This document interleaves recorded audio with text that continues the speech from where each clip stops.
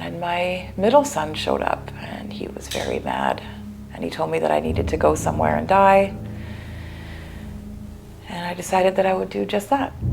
So I went from there back to the shack that I had stayed the night prior.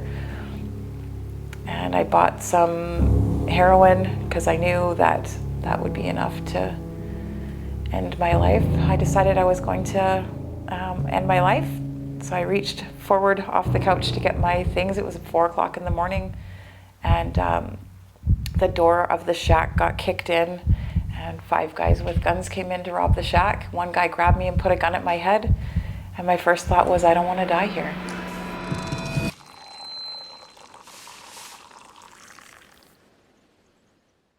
Welcome everyone to another episode of Coffee with Kuda. Today I'm sitting here with Jaeson. How are you doing today? I'm good, thank you. Excellent. Thank you so much for taking time to sit here with us. Mm-hmm. I appreciate you coming in and just sharing your story with us. Okay. Long time in the making, but finally we are here. How you been though? Good. Yeah. Good. Things are good. Excellent. I do like your story because it's not typical of most people who come to the show and who say, you know, I suffered from addiction because I grew up A, B, C, D, and then I picked up substances right away. Like you shown resistance for a long time until things crumbled down a little bit. But I think that's why your story is so important to share. Just because you could be in your 20s and 30s, you still need to be aware of different challenges that can be coming your way. So, firstly, I think let's just tell people where you were born and raised. I was born and raised here in Surrey, right Surrey, across the BC. street from here, actually. Okay, perfect. And you lived in a household with how many siblings? Just one sibling. I have one older brother. Older brother, 2 years older or 3? He's 4 years older than me. 4 years older. Yeah. And both parents at home? Both parents at home. My mom has always been a stay-at-home mom. My dad worked out of town until I was about 7, and then his own alcoholism caused him to lose his job and his license, so he started a home-based business. So from the time I can really remember, I had both parents at home every single day. Really, eh? Yeah. Oh, man. So did you know your dad was addicted to alcohol? It was like a big family secret. Like lots of my cousins would say, "Oh, your dad's an alcoholic," and I didn't know what that meant. And but my older brother has memory of my dad drinking. I don't. I was 7 when he got sober, so I don't have memory of him actively drinking. But it was always something that was talked about, that he was an alcoholic, but I just didn't really understand what that meant. Right. Mm-hmm. You finished high school, completed it. I did not. You did not? No, I quit high school in grade 10 to have a baby. To have a baby. Mm-hmm. Okay. You take away the pregnancy. How was high school?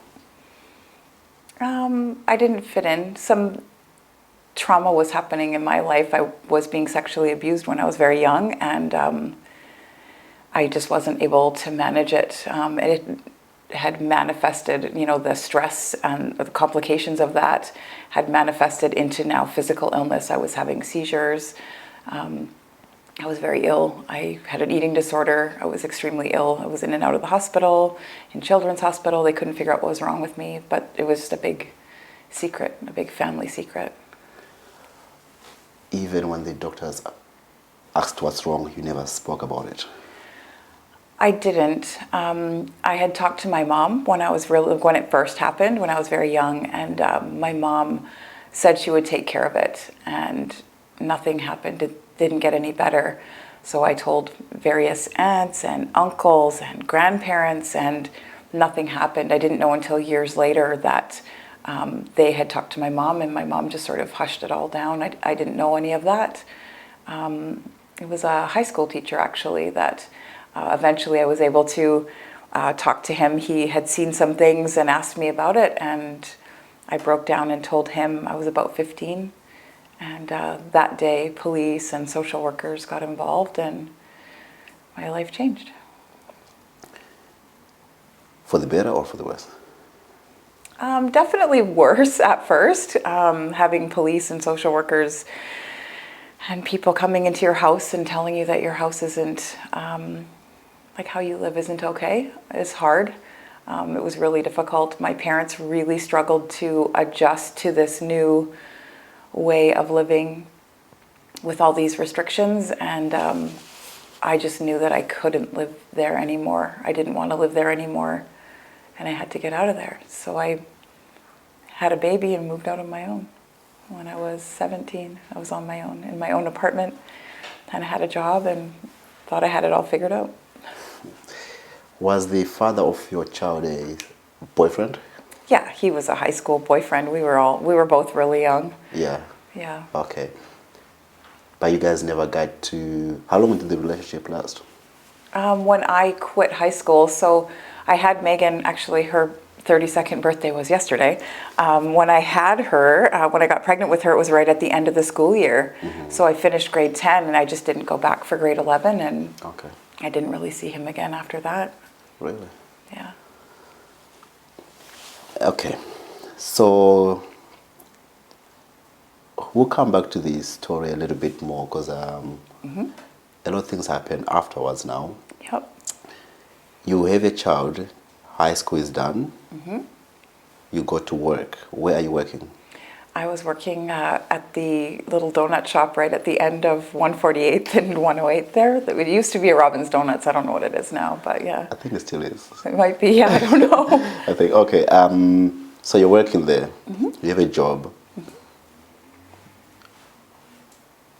You're like what, 17? 18? 17, yeah. Okay. You do get into a relationship afterwards? I do. I meet a guy at a party, and we have a relationship that's pretty brief. We have a baby together, him and I. We decide to get married. He was an alcoholic and a drug addict, and I didn't know how to be in a white picket fence relationship. I knew that's what I wanted, but I didn't know how to make that happen, and the relationship was abusive, and it only lasted a few months. I think our baby was 10 months old when we left. 10 months old. Yeah, so I was 20 by then, and I had 2 kids. They would have been like 4 and 1. Wow. Yeah, they were little. A boy and a girl? A boy and a girl, yeah. The boy is the youngest? Yes, he's the middle now because there's a third baby Right, okay. later on, but yes, he was the youngest at the time. Okay, still to come. Yeah. So this relationship goes wrong. You have 2 kids. Okay. I do know you say that you decided to leave Surrey at some point. Yeah, we moved out of the marriage, the kids and I, and we got a place here, still in Surrey, and we lived there for about a year on our own. And I came home from being out with a girlfriend. We were in a class together, and I came home from that, and that husband was in my apartment, and he assaulted me fairly badly. So police got involved, and they charged him with assault. And when I recovered from that assault, I knew that I couldn't stay here anymore. So I put my 2 little babies in the back seat of a Hyundai Pony and drove up to Prince George and decided that I was going to go there because they had just opened UNBC, and I thought I had a better chance of getting into UNBC than I did getting into UBC or SFU, and so I thought I'd give it a shot. 21 years old, moving across the province to where I didn't know anybody. Oh, the wisdom of youth. Okay, so just to confirm, you're moving so far away to get away from the boyfriend? From my husband, yeah. My theory was, in all my wisdom, was that if I moved 8 hours away, if he had a job, he couldn't drive there, assault me, and drive back in time to make it to work. That was really how I picked Prince George. So the abuse must have been really bad for you to consider that move, because that's an extreme move. He was extremely violent, yeah, really, really violent. He stabbed me once.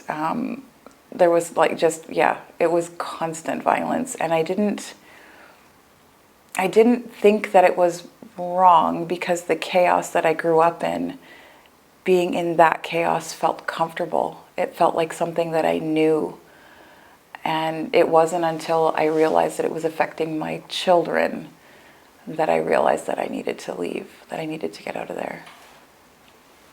And you told me he stabbed you, and yet he didn't get arrested. He did not, no. Was he high? What happened? He was high. I'd woken up in the middle of the night and I realized that he wasn't in bed, and I thought it was strange. So I went down the hall and into the living room, and there was drugs on the table, and he was passed out on the couch. And so I started yelling, you know, so my daughter could have gotten up and gotten into that. And so I started yelling, and he got really mad. And when he grabbed me, I called 911, and he had a knife. And so he cut the phone line, and I ran down to the kitchen, and he grabbed me by my hair. I had really long hair then. He grabbed me by the hair and stabbed me in my shoulder blade, and I fell onto the kitchen floor. And I honestly thought that I was going to die in that house. But because when you make a 911 call, if you don't answer when they call you back, they show up guns blazing. They kicked our door in, and he turned the knife on himself and said he was going to kill himself. And it was just a big mess. And eventually the officers just said, you know, you look like a nice young family. You guys should get some counseling. Yeah. Did you get counseling? No, we didn't get counseling. No. Wow. This was one of the reasons that made you make the decision to move across to Prince George. Yeah, that, and you know, when I say that he was abusive, it wasn't always that he beat me. He changed the locks on our door so that for me to get out of the house, I had to have a key to unlock the door, and I wasn't allowed to have a key. And we spent about 6 months locked in there, the kids and I. And the moment that I decided to move, excuse me, my daughter wanted to go outside into the backyard. And I said, okay. And my son was about 6 months old.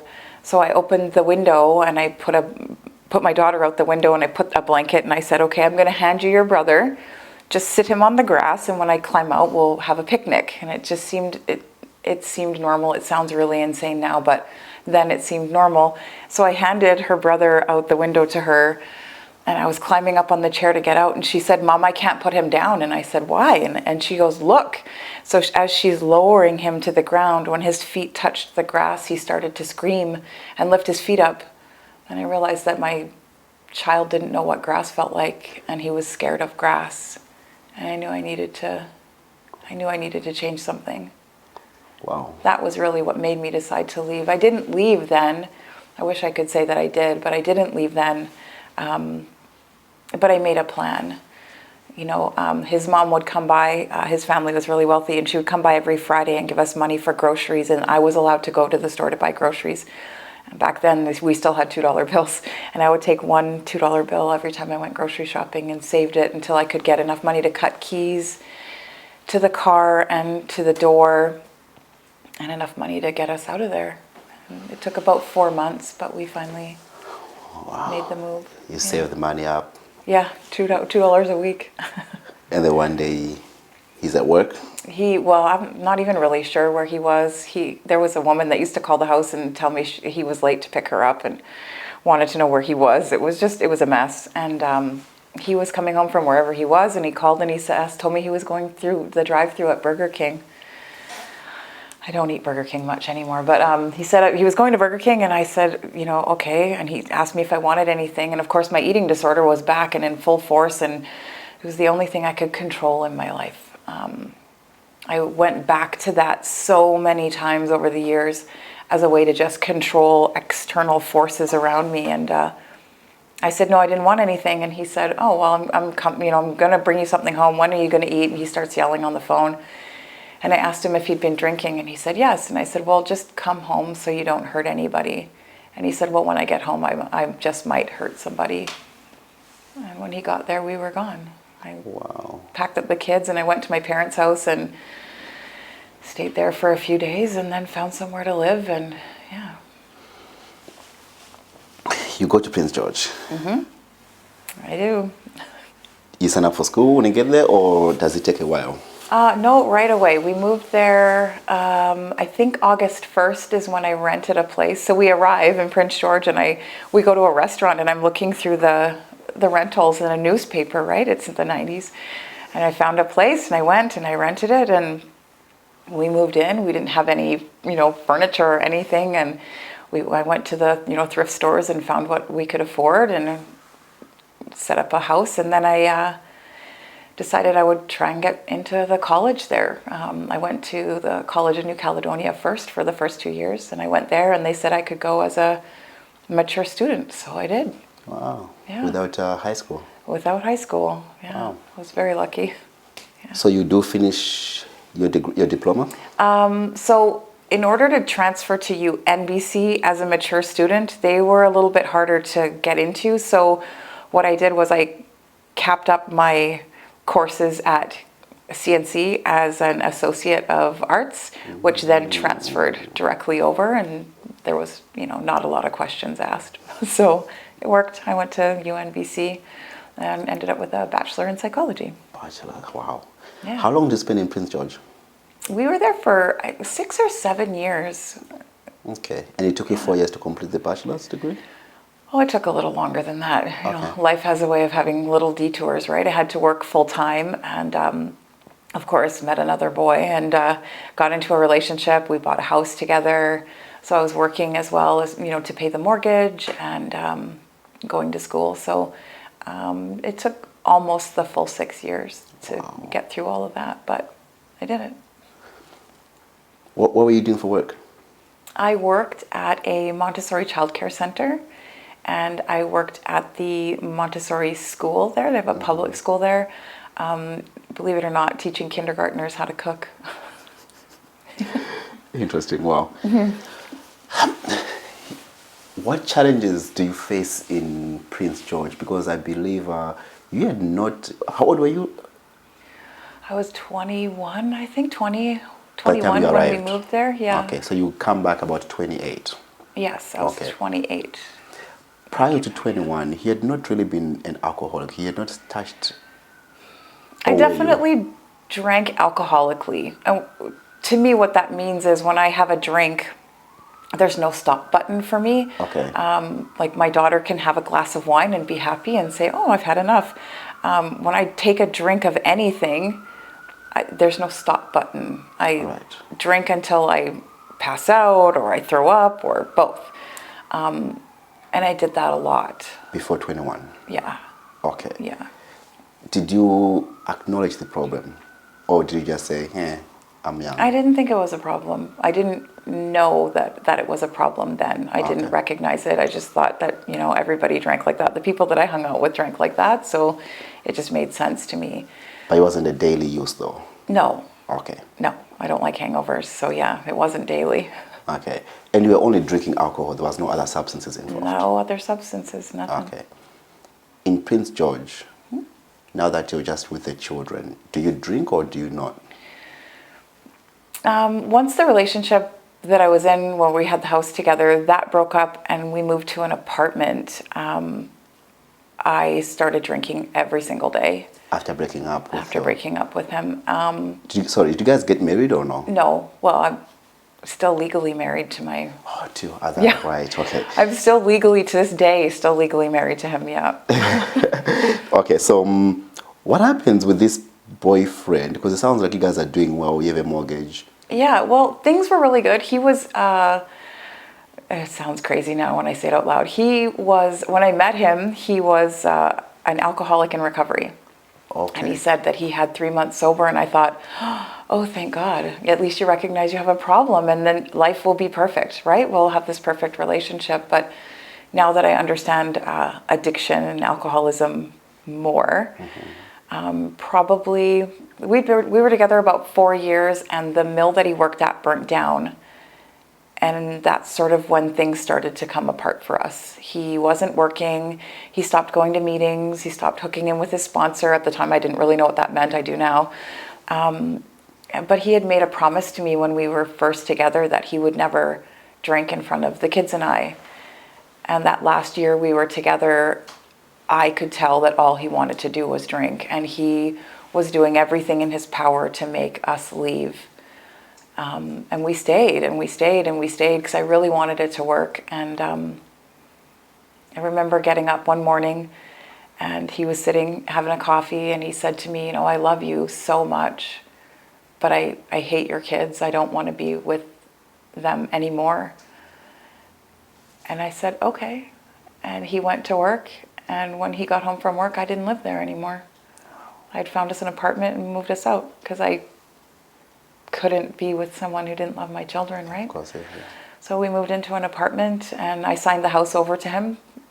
Despite the fact that I had paid the mortgage, I just signed it over to him. It seemed like a small price to pay to just not have to be in that anymore. Wow. I'm a bit of a bridge burner. I just think when it's over, it's over. Just don't look back.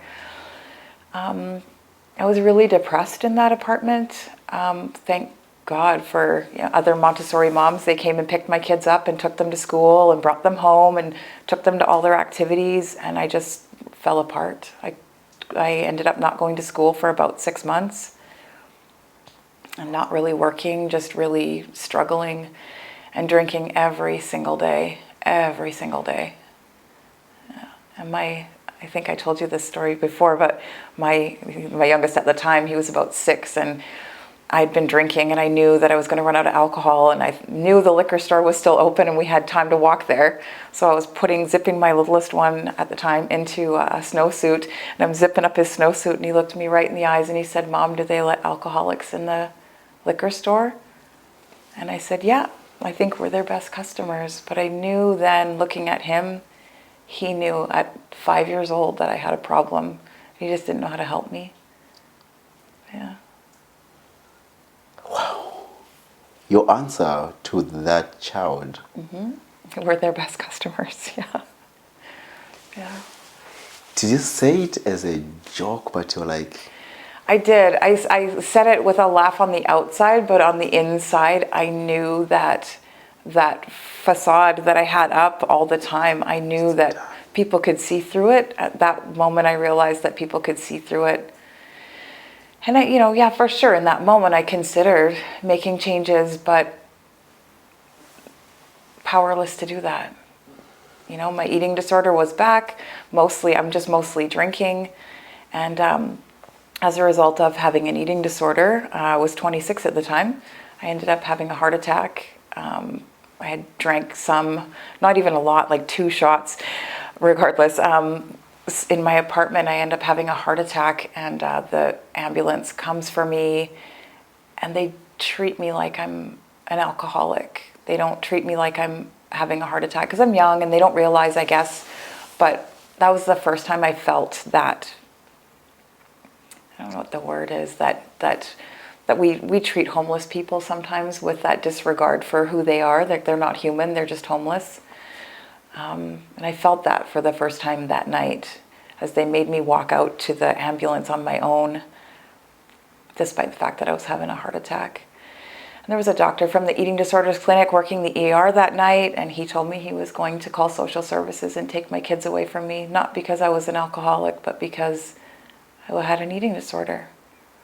And I knew then that I needed to change my life again, and so it was about 3 or 4 months later that I moved back here to Surrey to be around people that cared about me and to flee the social services system in Prince George, right? I couldn't lose them. They were the only thing I had. Okay. That's a challenge. So you don't seek for treatment in Prince George? No. You come here? I come here. Do you go back to work? Do you start working here? No. What happens you arrive? When I came back here, I transferred credits, etc., to SFU, and I thought I would go back to school. I would continue with, schooling, but I couldn't stop drinking. So I think I made it to 1 class at SFU, like literally 1 class. Had moved in with a girlfriend of mine here, And, again, I meet a boy and we get into a relationship and we decide that we're going to have another baby and we're going to have the white picket fence life that I've been searching for all this time. I'm still drinking too much, but we get pregnant, so I sober up, we have this baby, things are good, and he allows me to drink because he sees that, or he thinks that it calms me, it makes me happier. And when that baby is about 2, my older kids are like 14 and 11. Okay. That's when I went back to work, got a job. I think it was over Christmas. I worked at like a Hickory Farms kiosk in the mall. And then from there moved to a call center, just not really jobs. He was a longshoreman, so I didn't really need to work. I just was to just get out of the house and not sit at home and drink all the time. Okay.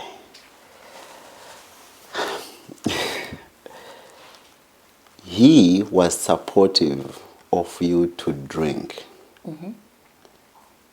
but he did not understand it was a problem. No, he didn't.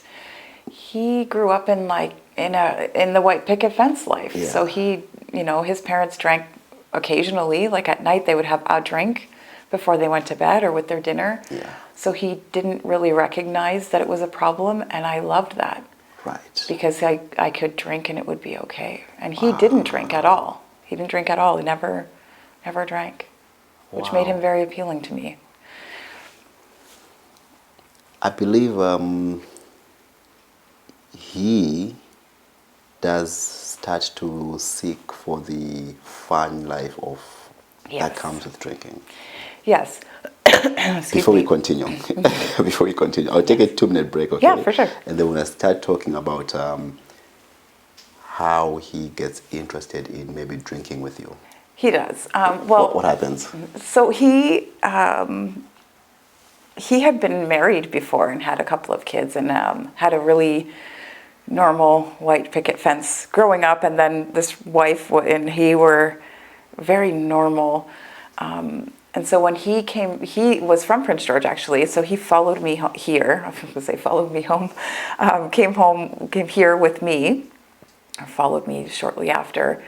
So I'm living with a girlfriend, and her and I will talk about, when we went and did this, and we were drinking, and we went to concerts, and we did all sorts of fun stuff when we were younger together, her and I, and he kept telling me, I don't have any stories like that. I don't have any experiences like that. And I'd really like to have experiences like that. And I said, well, okay, I don't know how to help you. And anyways, he searched around and found this club event that he was interested in. It had a whole a group of people of all age ranges that were like sort of our age mostly, and we started going there. It was, one Saturday a month, and we would go and we would dance, and he would let me drink until, I was completely obliterated. And he wouldn't drink, he would just be there having fun. And somebody there offered him crystal meth, and he asked me, he said, "Oh, do you want to try it?" And I said, "No way, I'll become an addict. I know I will." And he said, "Oh, okay." And then the next month we went again, and again the offer was there, and I said no. And then he talked to me about it and said, I really want to try it. I just want to know what it'll feel like. I won't be an addict. You know that. I'm not I'm not addictive, blah, blah, blah. And so he convinced me to try it. And so we tried it at that club event. And when I think back on it now, it was a ridiculous amount, the tiniest little amount, $10 worth, and we split it. And we did that for 14 months. At least I did that for 14 months. I didn't realize what was happening for him, but I did that for 14 months and was perfectly okay with that. Once a month, that's all I needed. I mean, I still drank, but I didn't need to do more than that. Yeah. Okay. And then you find out that he's doing more than that. There were little signs along the way. Because I grew up in chaos and with trauma, I had this sort of coping skill of when something would happen that for normal people would seem like a huge red flag, I would take that moment and I would justify it and fix it up and wrap it up with a bow and put it in the acceptable category, because I just couldn't wrap my head around the fact that things were going sideways again in my life. You know, how many times am I going to have my life fall apart? So he was having like strange moments. I'd wake up in the middle of the night and he would have shaved his entire body and tell me that he had bugs on him. And I thought, well, that's a strange reaction, but okay. But not wanting to put it together that he was using. So 2 days before Christmas, he comes and tells me that he hasn't paid the rent on the house or the hydro or anything in months. He hasn't been to work. He's been doing drugs every single day. And he doesn't know how to make it stop. Wow. And I don't know what to do. It's 2 days before Christmas. I've got 3 kids that are expecting Christmas. And so I pack up and I move the kids in with my parents. And I think, okay, this is going to be okay. I'll figure this out.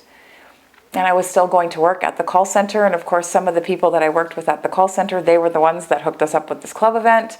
So I was giving one of them a ride to work.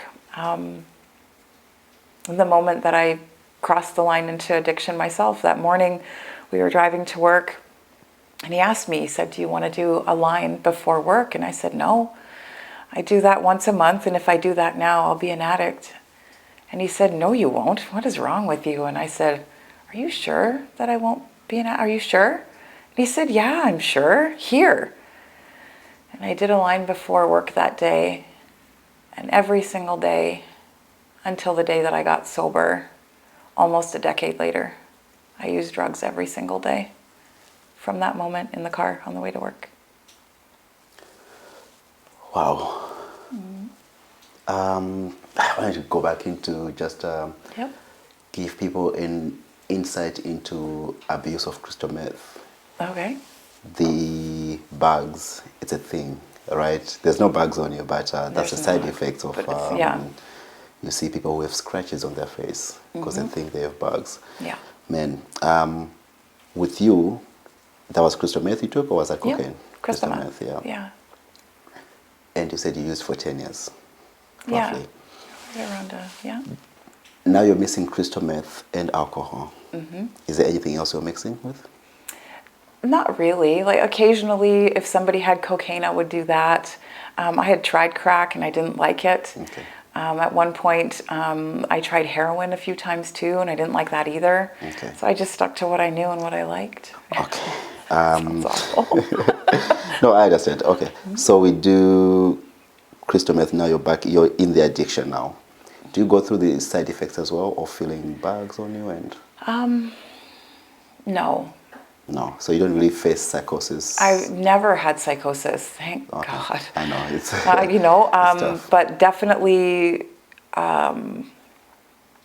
went days and days and days without sleeping, and really, it's the sleep deprivation that is hardest on you. Like, I would definitely see, you know, they talk about shadow people, and I would definitely see things out of the corner of my eye, but was coherent enough to realize that it was just because I hadn't slept in days. Yeah. So I would get some sleep and wake up and then, you know, think, oh, when was the last time I ate?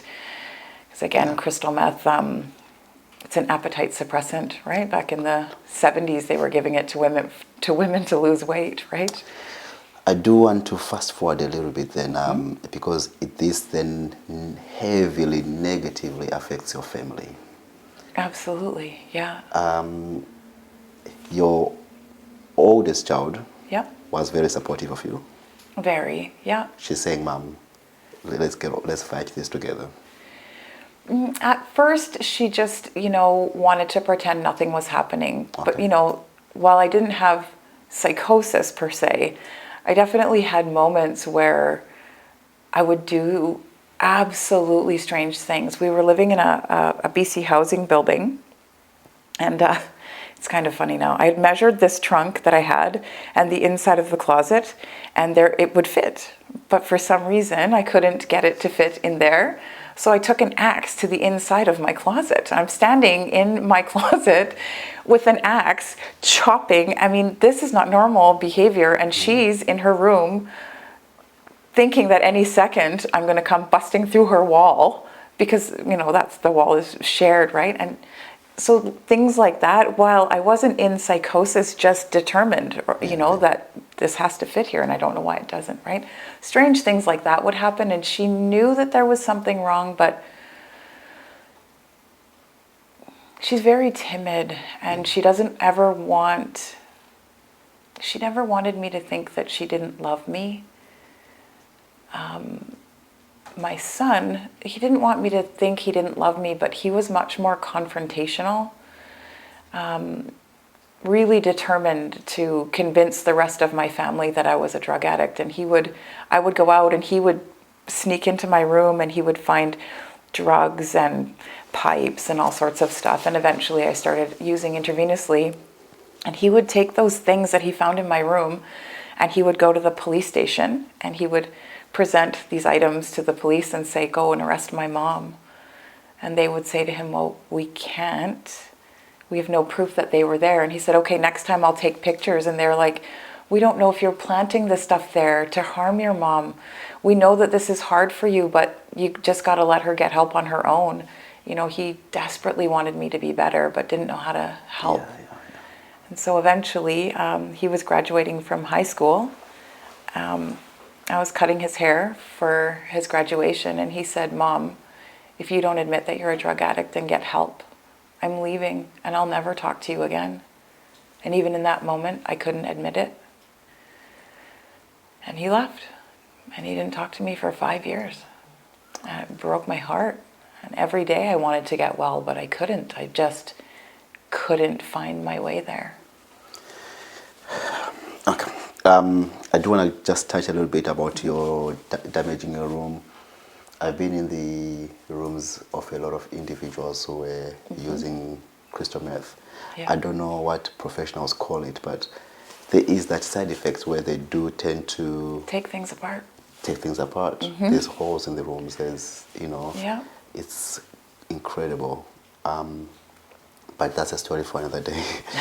So we're going to move on. So your son walks away. Yeah. At what point do you become homeless? So right around the same time, probably about 6 months after my son left, my daughter gets to a place where she can't live there anymore either. My youngest son is about 8. And my parents, thankfully, I didn't lose him to the ministry. My parents came and said, he needs to go to school. You're not able to manage, because by now I've lost any job that I ever thought of having.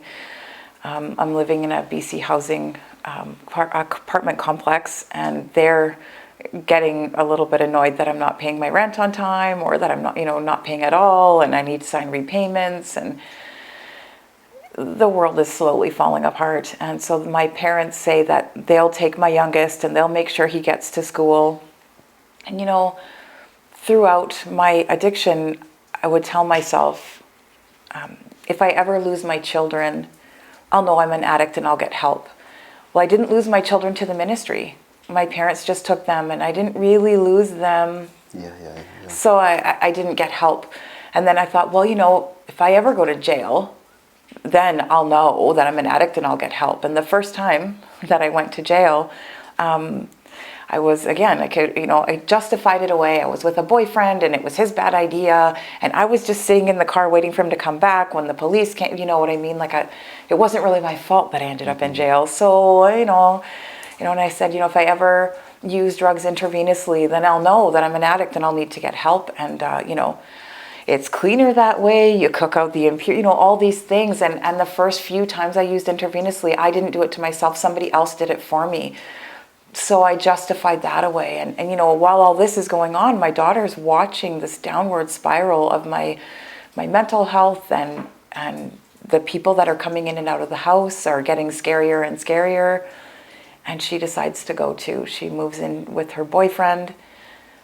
but stays in contact with me, you know, like loves me to pieces and just wants me to get well. We don't talk about my drug use. She just thinks that it's easier to not talk about it. And then, you know, I tell myself, if I ever become homeless, I'll know that I'm an addict and I need help. And right before I lost my place, my son came back. He showed up at the door and came inside and said, Mom, this is the number of detox. I want you to call detox. I want you to get well. And in that moment, that was all I wanted. I was so thrilled to have him there. I hadn't seen him in 3 years. I was so happy, and I took that number, and I called the number while he was there, and I got an answering machine, and it said to leave a number. And I thought, if I leave the right number, they'll call me back tonight, and I have all those drugs upstairs that I have to sell before I can go to treatment. So I'll leave my cell phone number 1 digit off, and I'll call later and I'll fix it once I get rid of all these drugs upstairs. So he doesn't know my cell phone number. He hasn't seen me in 3 years. So I leave my cell phone number 1 digit off, and he leaves, and he comes back the next day, and I go to call again, and I realize that if I leave the right cell phone number, he'll know that I lied yesterday, and he won't have any faith in me, so I'm going to have to leave the wrong cell phone number again. And he just caught on to the bullshit, and he was just like, you know what? If you don't want help, you don't want help. And he left again. And it was just like, it broke my heart all over again. But I had that phone number of detox in my pocket for the next probably 2 years. I lost my place to live just shortly after that. And I was homeless in Surrey for about 18 months. 18 months. Yeah.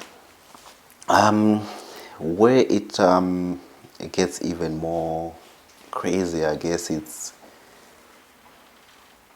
the time that, because prior to this you had not used heroin really, you were just, right? Yeah. Had you contemplated suicide at all before this? Off and on throughout my life, I had contemplated suicide, but I, had these kids, and I had, the kids really, like I had them, they depended on me. But now, here I am, I'm homeless. I weighed about 95 pounds, and all of my hair had fallen out. Like I just had a little bit of hair left, and my skin was gray, and my daughter would invite me to her house for dinner sometimes to make sure that I got fed, and she would let me shower there. And she worked at a clothing store, so she always had new clothes for me, and a new jacket and new boots. And even right out of the shower, that there was a smell on me that I couldn't wash off. And I had never really truly contemplated suicide until then. It really started to become more and more of an option. Mm-hmm. The 2 bigger kids were grown up. My littlest guy was, he had just turned 11, and he was living with my parents, and my 2 older kids were there and supporting him and loving him. And I just thought, if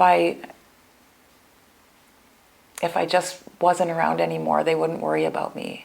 And at that point, I'd been homeless for about 1.5 years, but I'd always made it home for Sunday dinner so that I could see my youngest kid. And I would never miss a Sunday. And then in the summertime of 2011, I missed a Sunday. I don't know how, but I missed a Sunday, and the guilt of missing a Sunday, I just stopped calling home. And it destroyed my daughter. I didn't know at the time, but she cried every single day, wondered where her mom was and worried. And that's when I realized that I needed to either change my life or suicide. And then suicide just became the best option, just the easiest. And I justified it in my mind. They would have a place they could go to visit me. They would know where I was. They would know that I was safe and not... Sorry, wow. Sorry. Anyways, yeah, that's always hard for me to talk about. Sorry. Yeah, they wouldn't have to worry about me anymore. So before I did that, on the 23rd, on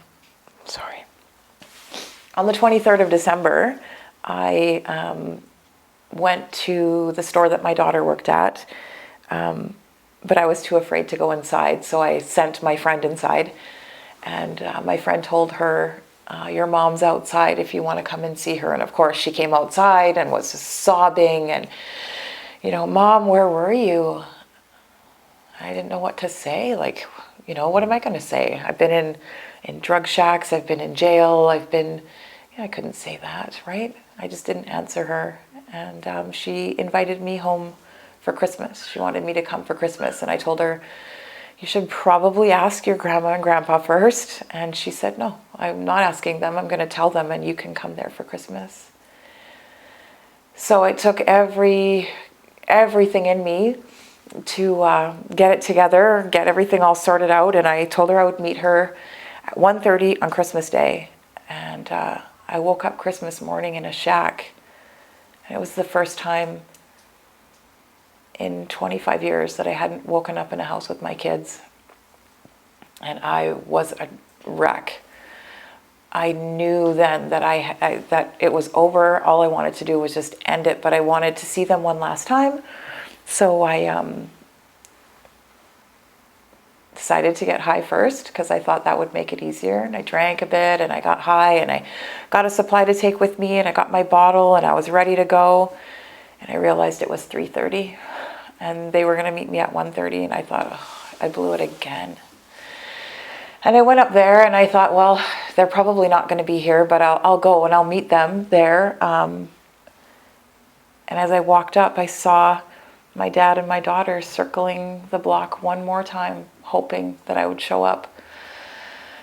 And so my dad and my daughter never, ever gave up hope. Never, ever, not once did they ever give up on me. But my mom and my one son definitely...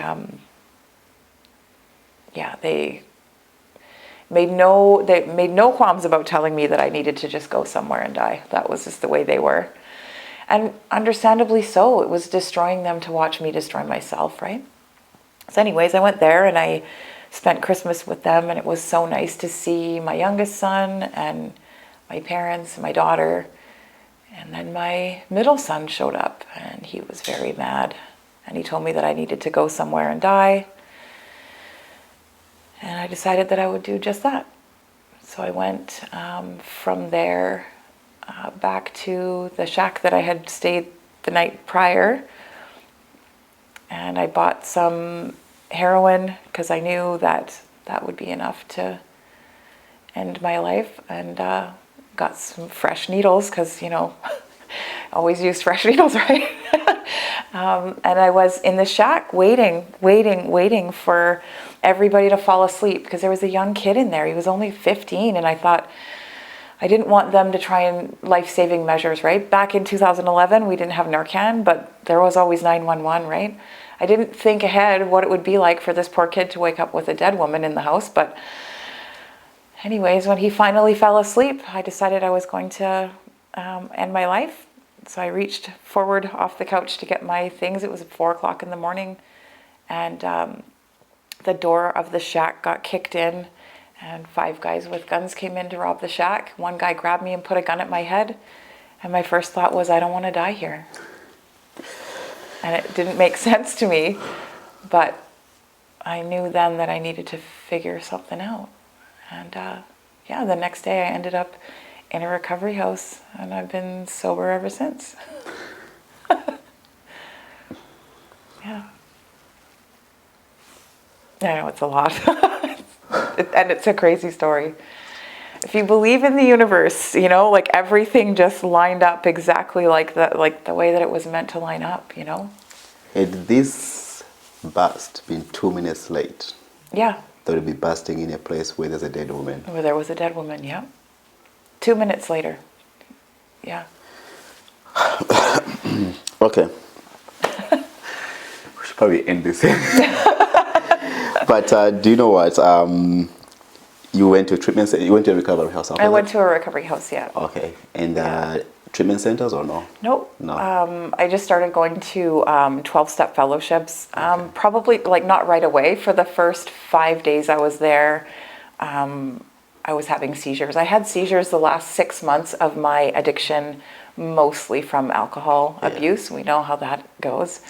And for the first 5 or 10 days that I was sober, I had seizures from the withdrawal, but started going after that. So, Jason, because we're running out of time, I'm going to cut this off. Yes. But I do want to know, will you come back for the second time if we do this again? Yeah, for sure I will. Because your story of trauma is beyond just you were sexually abused. Yes. Right? And it is far beyond that. If you're comfortable sharing it, maybe we can talk about it later on. Not only that, but your relationship with your children, rebuilding that up, it was so powerful, and I think we should also touch on that. And then counseling coming into your life, having someone to talk to, someone who can help you. I really want to dig into that because it all leads to where you are today. A person who was in that drug shack, ready to die and everything.